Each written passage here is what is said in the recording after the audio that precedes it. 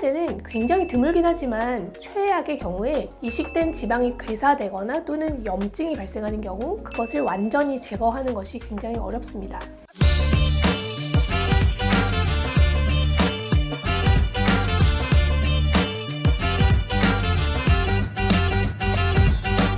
안녕하세요. 조이풀TV 성형외과 전문의 정지은 원장입니다. 가슴의 크기를 크게 만들기 위해서 가장 많이 사용되는 수술 방법은 보형물을 이용한 가슴 확대 수술입니다. 하지만 보형물에 대해서 부담감이 있으시거나 좀 거부감이 있으신 분들은 자가 지방 이식 수술을 원하시기도 합니다. 그런데 왜 보형물을 사용한 가슴 수술이 훨씬 더 많이 선택되고 있는지 두 가지 방법의 차이와 장단점에 대해서 자세히 알아보겠습니다.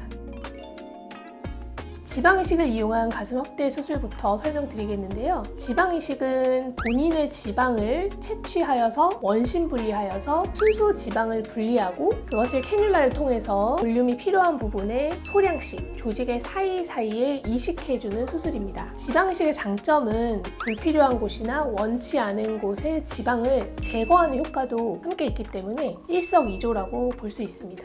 하지만 여러 가지 한계점이 있는데요. 첫 번째는 지방을 덩어리째 넣는 것이 아니라 조직 사이사이에 끼워 넣는 형태가 되기 때문에 이식할 수 있는 지방의 양은 한계가 있습니다. 그리고 원래 좀 마르신 분들은 기존의 가슴 조직의 두께가 얇기 때문에 사이사이에 넣을 수 있는 포텐셜이 굉장히 제한적입니다. 그래서 원하는 만큼 많은 볼륨을 넣기가 쉽지 않고 무리하게 이식을 하는 경우에는 처음에는 볼륨이 커진 것처럼 느끼실 수 있지만 너무 꽉 차게 압력이 작용하고 불충분하게 혈행이 공급되면서 이식된 지방의 많은 양이 흡수되어서 결국은 없어지고 결과적으로 생착되는 지방량은 매우 적기 때문에 환자분은 나중에 효과가 없다라는 말씀을 하실 수 있습니다. 그리고 또 한 가지는 마른 분들은 가슴만 마른 것이 아니라 다른 신체 부위도 굉장히 지방이 별로 없으셔서 충분한 양의 지방을 채취할 부분 자체가 없기 때문에 많은 양의 지방을 확보하는 것이 어렵다는 것이 또 하나의 한계점입니다.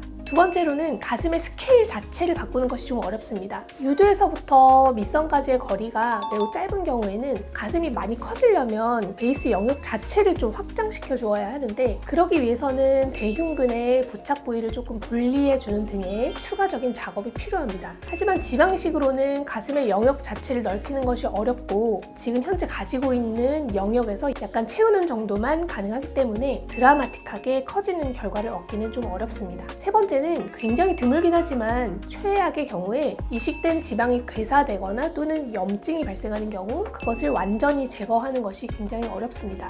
보형물 수술의 경우에 최악의 경우 염증이 생기면 보형물을 그냥 꺼내고 해당 부위를 세척하면 좀 간편하게 해결이 되는데 지방은 앞서 설명드렸듯이 한 덩어리로 들어가 있는 것이 아니고 조직 사이사이에 스며들게끔 이식이 되어 있기 때문에 근본적으로 다 제거하는 것이 불가능에 가깝습니다. 네 번째로는 이식된 지방 자체가 암으로 변한다는 근거는 없습니다. 하지만 지방이 뭉쳐서 이식된 부분이 있거나 작은 입자로 이식되었다고 해도 주변의 혈액순환이 원활하지 않는 등의 이유로 이식된 지방 자체의 일부 석회화 현상이 나타날 수 있습니다. 석회화 현상은 암은 아닙니다. 다만 유방암의 소견 중에서 석회화 소견이 있을 수 있기 때문에 건강검진 시에 유방 내 석회화 소견이 보이면 이것은 유방암과의 감별 진단이 필요하므로 추가적인 조직 검사를 시행해야 되는 경우가 발생할 수 있는 것입니다. 하지만 지방이식이 적합한 경우 또는 가슴 지방이식 수술 자체의 만족도가 굉장히 높은 경우는 몇 가지가 있습니다. 윗가슴의 꺼진 부분만 조금 채우고자 할 때 100 내지 150cc 이내에 약간의 볼륨 증가만 원할 때 또 그리고 가슴 조직이 너무 얇지 않으신 분 그리고 몸에서 충분한 양의 지방을 뽑을 곳이 있는 분들은 좋은 결과를 얻으실 수가 있습니다. 다음은 보형물을 이용한 가슴 확대 수술을 설명드리겠는데요. 보형물은 기본적으로 환자의 몸에 삽입되어도 된다는 안전성이 검증된 제품만을 사용할 수 있습니다. 그렇기 때문에 보형물 자체에 대한 부담감이나 염려는 그리 많이 하지 않으셔도 괜찮습니다.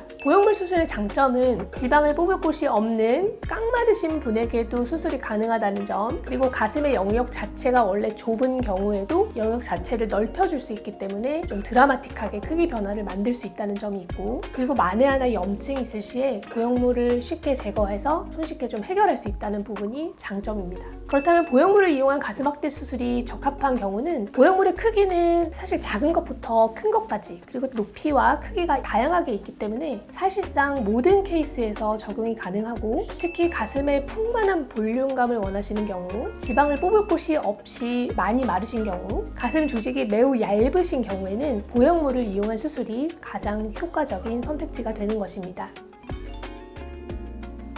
오늘은 가슴 확대를 위해서 사용되는 두 가지 수술 방법을 비교해서 좀 알아보았는데요. 더 궁금하신 점이 있으신 분들은 댓글을 달아주시면 제가 직접 답변 드리겠습니다.